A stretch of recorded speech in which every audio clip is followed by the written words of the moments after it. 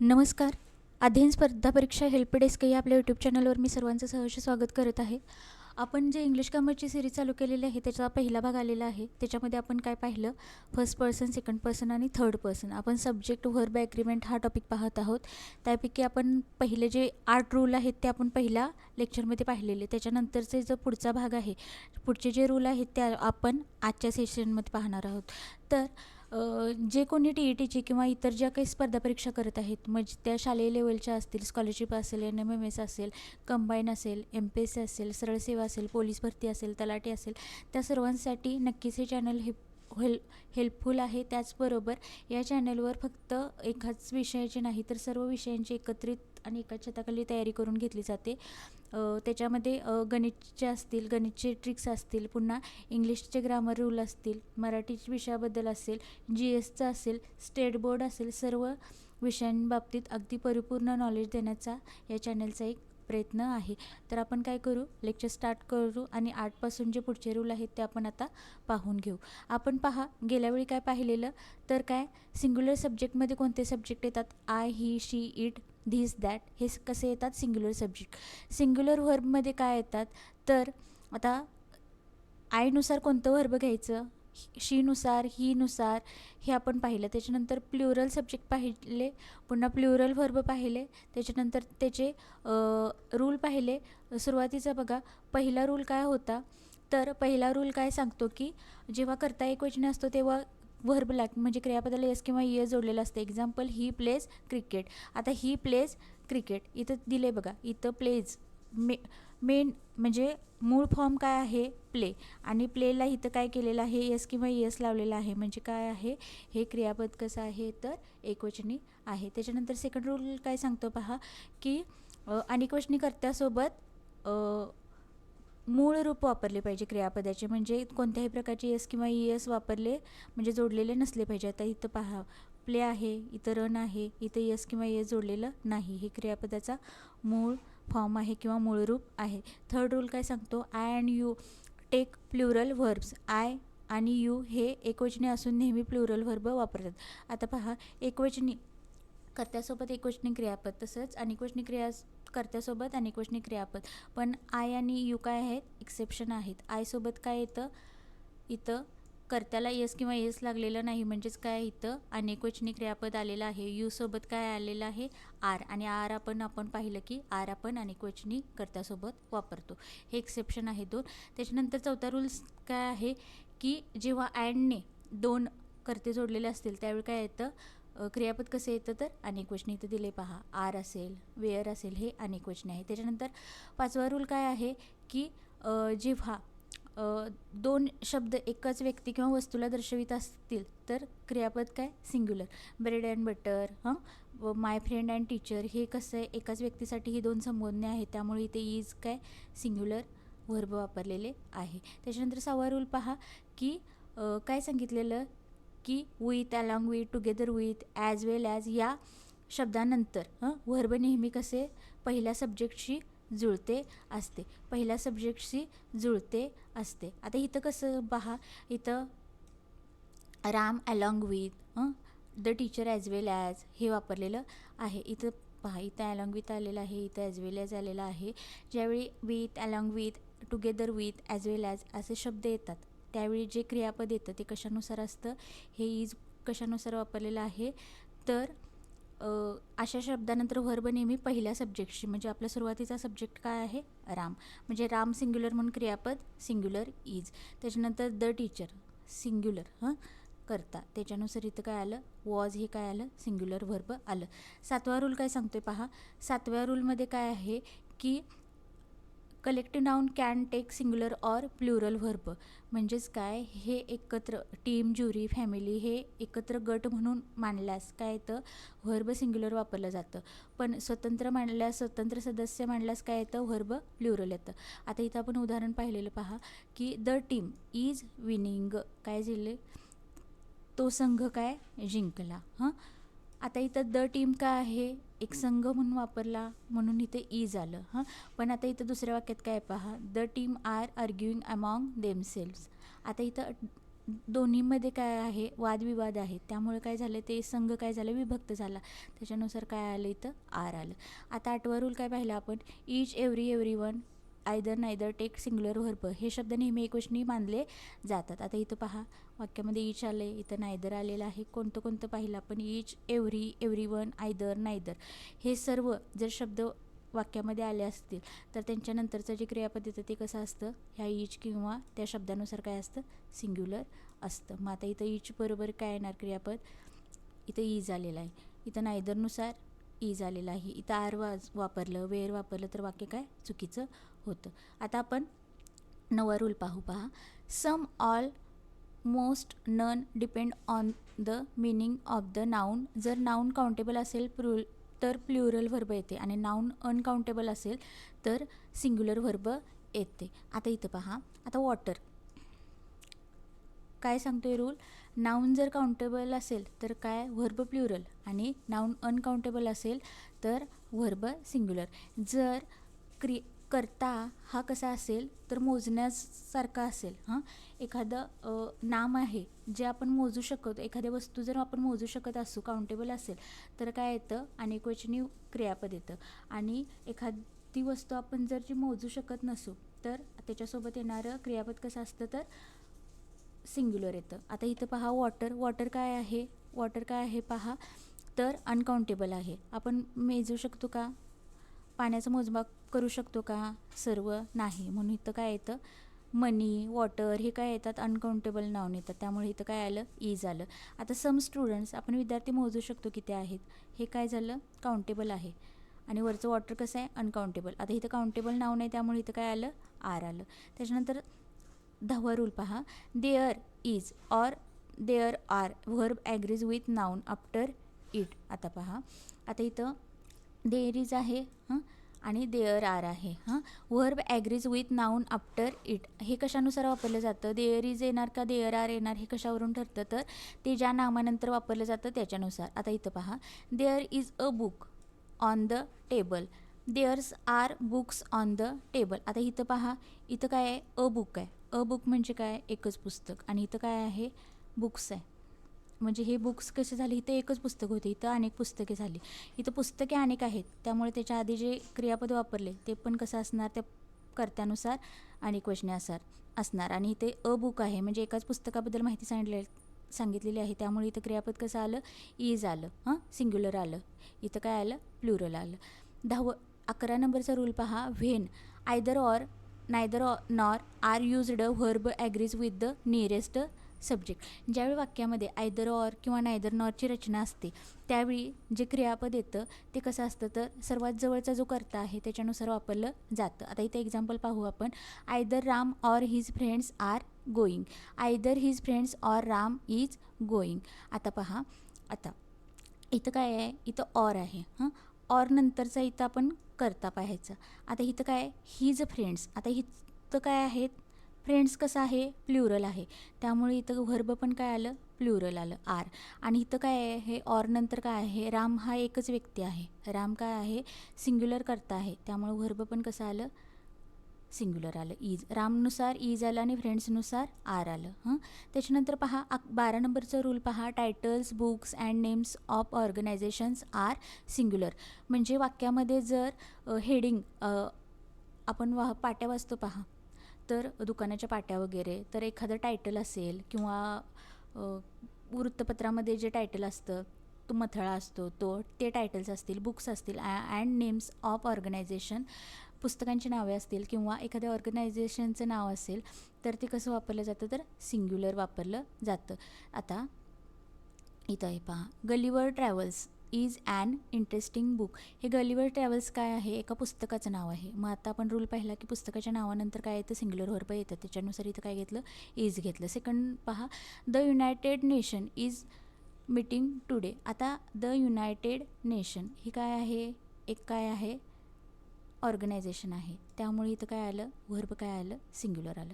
आता 13 नंबरचा रूल पहा की amount, distance and time take singular verb when treated as a unit. आता पहा काय काय सांगितले, अमाऊंट असेल, डिस्टन्स असेल, अंतर असेल, अँड टाईम वेळ असेल, take singular verb when treated as a unit.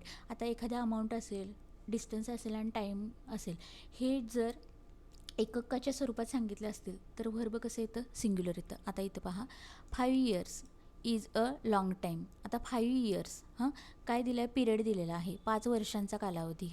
मग आता हे एकक म्हणून वापरलेलं आहे म्हणून इथं काय आलेलं आहे? इज सिंग्युलर व्हर्ब आलं. त्याच्यानंतर 10 kilometres is a long distance. आता इथं किलोमीटर्स आहे, इयर्स आहे, आपल्याला काय वाटतं की त्याच्यानंतर येणारं व्हर्ब कसं असेल? प्लुरल असेल. पण हे एकक म्हणून वापरलेलं आहे, तो तेवढाच कालावधी किंवा तेवढंच डिस्टन्स ते एकक म्हणून वापरलेलं आहे, त्यामुळे तिथं क्रियापद काय येतं? 10 किलोमीटर्स नंतर काय येतं? इज सिंग्युलर व्हर्ब येतं. आता 14 नंबरचा रूल काय सांगतोय पहा, many a each of every one of take singular verb. जर वाक्यामध्ये मेनी अ ईच ऑफ किंवा एव्हरी वन ऑफ हे जर शब्द आपल्याला दिसले तर त्याच्यानुसार व्हर्ब आपल्याला कसं घ्यायचं असतं? तर सिंग्युलर घ्यायचं असतं. आता इथं पहा, मेनी अ स्टुडंट हॅज, इथं काय आलं? Verb has. आणि वाक्यामध्ये काय आहे? Many a. आता ह्या मेनी अ वाक्यामध्ये आल्यामुळे याच्यानुसार व्हर्बची रचना कशी असते? Singular, has.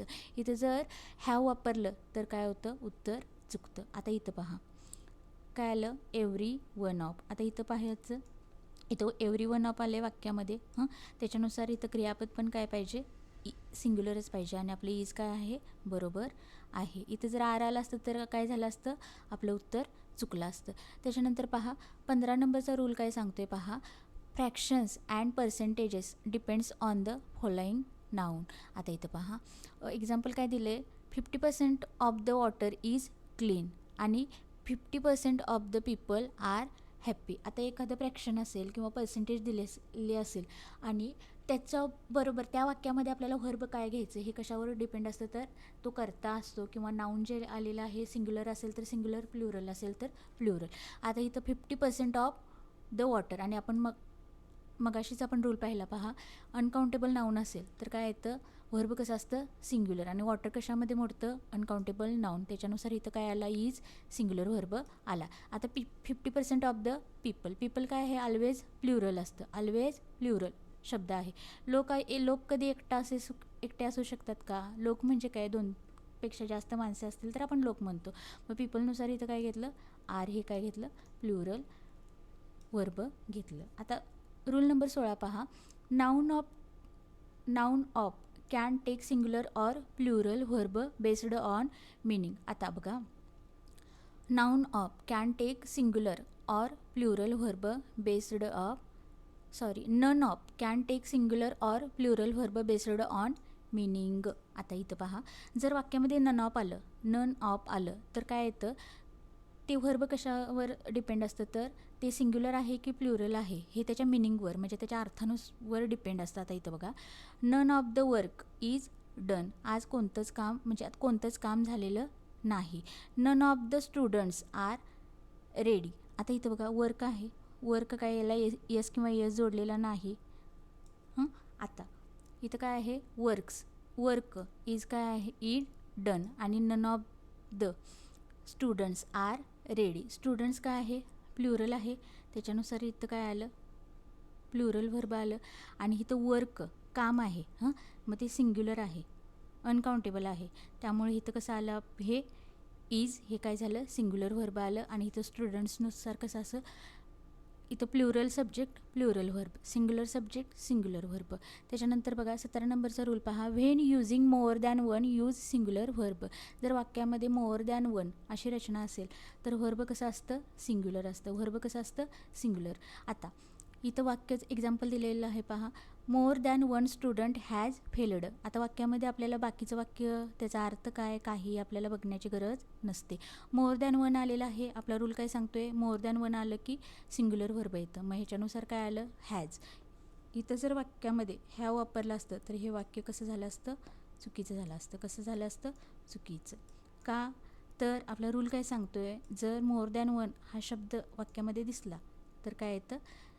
व्हर्ब कसं येतं? सिंग्युलर. आणि हॅज हे सिंग्युलर आहे त्यामुळे हे वाक्य करेक्ट आहे. त्याच्यानंतर पहा, अ number of versus the number of. आता अ नंबर ऑफ आणि द नंबर ऑफ हा पण रूल खूप IMP आहे पहा.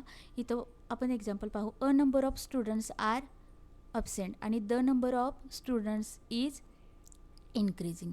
आता इथं वाक्यामध्ये काय असतं, अ नंबर ऑफ आलं. तर आता इथं काय दिसतंय, सब्जेक्ट आपल्याला स्टुडंट्स हे दोन्ही काय दिसतात, प्लुरल दिसतं.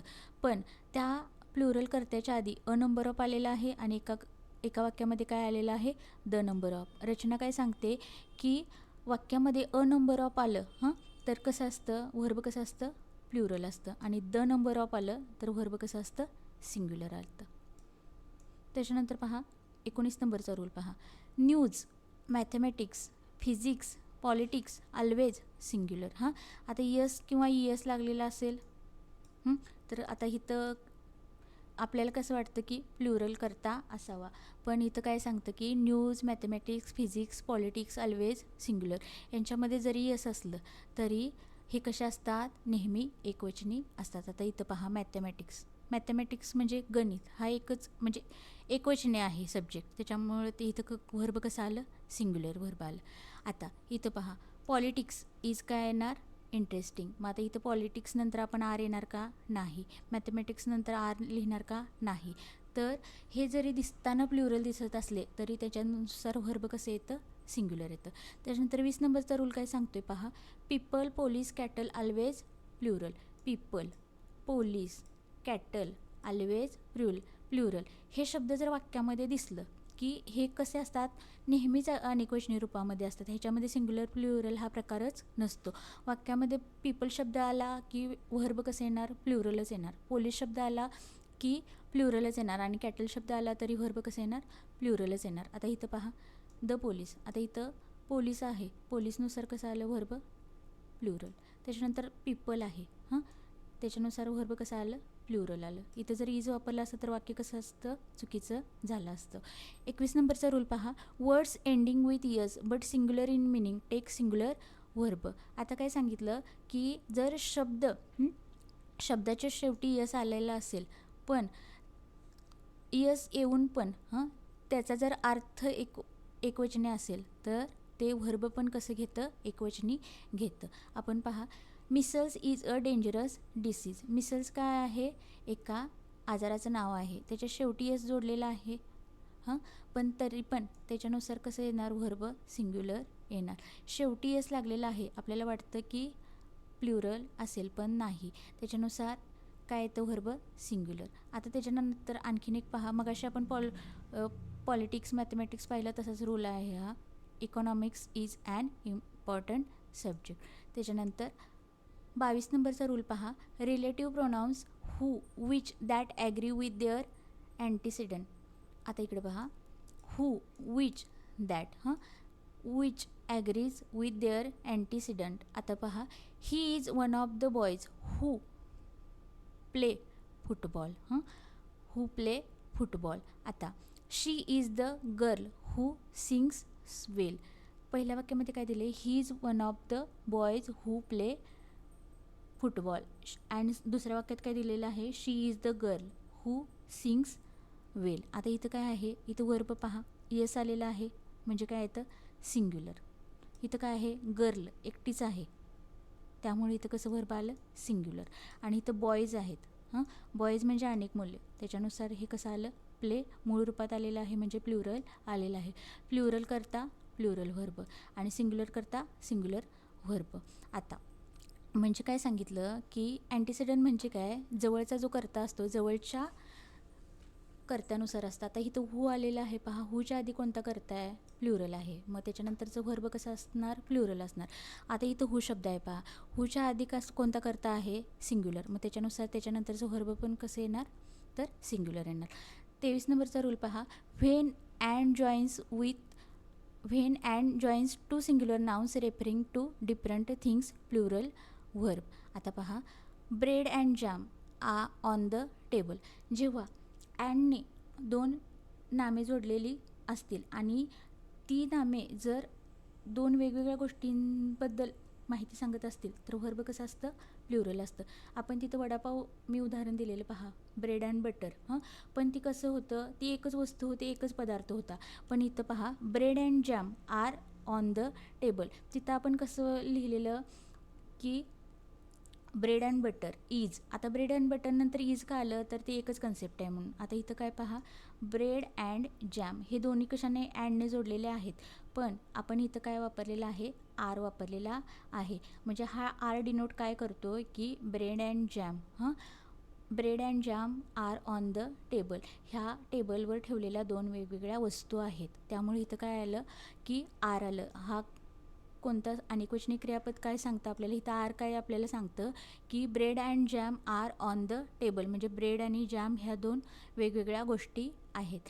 त्याच्यानंतर पहा 24 नंबरचा रूल काय सांगतो, more than one singular but more than two plural. जर मोर दॅन वन असं जर वाक्यामध्ये आली रचना तर काय असतं, सिंग्युलर व्हर्ब येतं. आणि मोर दॅन टू, आता दोन आहेत, दोनपेक्षा जास्त म्हणजेच काय असणार, अनेकवचनी असणार, म्हणून इथं काय येतं, प्लुरल व्हर्ब येतं. इथं पहा रचना, more than one player has scored. मग ह्या मोर दॅन वननुसार इथं क्रियापद काय येणार, सिंग्युलर येणार. आणि मोर दॅन टू इथं आपण पहिला रूल, मोर दॅन टू आलं असं आलं असेल तर व्हर्ब कसं येतं, प्लुरल येतं, त्यामुळे इथं काय येणार, हॅव येणार. जर इथं हॅज आलं असतं तर हे वाक्य चुकीचं झालं असतं. त्याच्यानंतर 25 नंबरचा शेवटचा रूल पहा, expressions like as well as, in addition to, besides verb dependence on first subject. जर वाक्यामध्ये as well as, in addition to, besides अशासारखे शब्द आले तर त्याच्यानुसार जे क्रियापद वाक्यामध्ये येतं तर ते कसं असतं, फर्स्ट सब्जेक्टनुसार म्हणजे पहिल्या कर्त्यानुसार असतं. पहा आता इथं एक्झाम्पल पहा, the manager as well as his assistants was present. इथं काय आलेलं आहे, ॲज वेल ॲज शब्द आलेला आहे. ज्यावेळी वाक्यामध्ये in addition to, as well as, besides असे शब्द येतात त्यावेळी त्या वाक्यामध्ये येणारं व्हर्ब कशानुसार ठरतं, तर पहिल्या कर्त्यानुसार. आता इथं पहा, ॲज वेल ॲज नंतर काय येतं, हिज असिस्टंट्स. आता आपल्याला काय वाटतं की असिस्टंट्स, चला प्लुरल सब्जेक्ट आहे म्हटल्यावर इथं काय येणार, वेअर येणार, पण आपली इथंच गपलत होते. तर इथं काय आपण पाहायचं विसरून जातो की इथं ॲज वेल ॲज आलेला आहे किंवा इथं इन ॲडिशन टू असेल, बिसाइड्स असेल, तर ह्याच्यानुसार रूल काय सांगतो की हे जर शब्द वाक्यामध्ये आले असतील तर हे क्रियापद कशावरून ठरतं, तर पहिल्या सब्जेक्टनुसार. इथं आता दोन सब्जेक्ट आहेत पहा, ॲज वेल ॲजच्या आधी एक आहे, ॲज वेल ॲजच्या नंतर एक आहे. नंतर जो आहे तो प्लुरल आहे आणि सुरुवातीचा आहे तो सिंग्युलर आहे. मग आता सुरुवातीचा जो सिंग्युलर आहे त्याच्यानुसार काय ठरतं, आपलं व्हर्ब ठरतं. आणि ते कसं असलेलं पाहिजे, सुरुवातीचा इथं सब्जेक्ट सिंग्युलर आहे त्यामुळे इथं व्हर्ब पण काय येणार, सिंग्युलर येणार. अशा प्रकारे आपण महत्त्वाचे इंग्लिशचे 25 रूल पाहिलेले आहेत पहा, सब्जेक्ट व्हर्ब ॲग्रीमेंट ह्या टॉपिकमधील. त्याच्यानंतर आपण उद्याच्या सेशनमध्ये पुढचा आणखीन एक महत्त्वाचा टॉपिक घेऊ. ह्या सेशनचा फायदा का तुम्हाला काय होईल की इंग्रजीची पहिली सुरुवातीला भीती मनातून निघून जाईल आणि असं वेगळं काहीतरी आहे असं काही नाही, अगदी ह्याच्यापेक्षा पण आणखीन रूल आहेत, पण सुरुवातीला तुम्हाला इतके जरी रूल केले तरी बऱ्यापैकी तुम्हाला इंग्लिशमध्ये काय येईल, थोडं कॉन्फिडन्स तुमचा बूस्ट होत राहील. आणि एकदा का हे बेसिक जे जर रूल झाले तर त्याच्यानंतर आपण इरर कसे ठरतात, एक्सेप्शन कोणत्या गोष्टी असल्या पाहिजेत, म्हणजे हे रूल कुठं काम नाहीत करत, त्याला एक्सेप्शन काय आहेत आणि खऱ्या अर्थाने तिथं क्वेश्चन फ्रेम होतात, ते आपण पहिला बेसिक सगळं होऊ दे, त्याच्यानंतर आपण ते इररचे वगैरे पाहू. तर काय करा, तुम्हाला जर समजत असेल तर तुम्ही चॅनलला नक्की लाईक करा. पुन्हा तुमचे जर मित्रमैत्रिणी कोणी स्पर्धा परीक्षेची तयारी करत असतील किंवा एखाद्या घरामध्ये जरी तुमच्या छोटी मुलं असतील, पहा 5वी स्कॉलरशिप आहे, 8वी स्कॉलरशिप आहे, NMMS आहे, सैनिक स्कूलची एक्झाम आहे, नवोदयची एक्झाम आहे, त्यापैकी जर कोणी कशाची तयारी करत असेल तर हे चॅनल नक्की सजेस्ट करा. याच्यावर जे महत्त्वाचे अगदी फक्त स्पर्धा परीक्षा ओरिएंटेड जेवढे पॉईंट असतील तेवढे पॉईंट आपण कव्हर करण्याचा प्रयत्न करत आहोत. आणि आपण स्टेट बोर्डची सिरीज पण लवकरच लाईव्ह स्वरूपात घेण्याचा प्रयत्न करत आहोत, कारण तुमचा प्रतिसाद चांगला येत आहे, आपले सबस्क्रायबर वाढत आहेत. ज्यावेळी 100 सबस्क्रायबर होतील त्यावेळी मी काय करेन की स्पर्धा परीक्षेसाठी खास पोलीस भरती असेल, तलाठी असेल, कुठलाही किंवा आपली TET असेल, सगळ्याचा बेस काय आहे, स्टेट बोर्ड आहे. आणि स्टेट बोर्ड केल्याशिवाय तुम्हाला एक्झॅक्ट कळतच नाही की आपण अभ्यास काय आणि कुठून केला पाहिजे आणि काय वाचलं पाहिजे आणि काय नाही वाचलं पाहिजे. त्यामुळे काय करणार आहोत आपण, ज्यावेळी माझे 100 सबस्क्रायबर पूर्ण होतील त्यावेळी मी स्टेट बोर्ड लाईव्ह स्वरूपात घेईन. त्यामुळे काय करा, तुम्ही चॅनलची लिंक जे कोणी स्पर्धा परीक्षा करत आहेत त्यांच्यापर्यंत पोहोचवण्याचा नक्की प्रयत्न करा.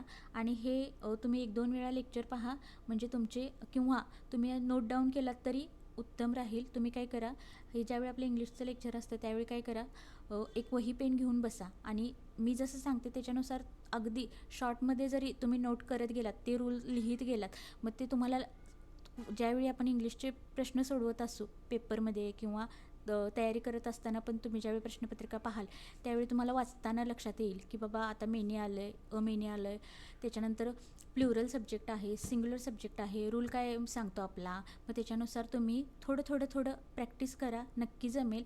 आणि हे करत असताना हे जर तुम्ही माझ्यासोबत रोज जोडलेले राहाल, आपण एक 1.5 ते 2 महिन्यामध्ये आपलं इंग्लिशचं बेसिक सगळं कवर करून घेऊ. आणि त्याच्यानंतर काय करा, तुम्हाला नक्कीच तुमचा कॉन्फिडन्स पण बूस्ट होईल आणि तुम्हाला असं आपोआपच वाटू लागेल की हां, आपल्याला इंग्लिश जमू लागलेलं आहे. आणि तुमच्या मनातील एकदा इंग्लिशची भीती निघून गेली की मग त्याच्यानुसार एकदम प्रॉपर रूल, प्रॉपर इरर कसे येतात ते सगळे कसे फाईंड करायचे.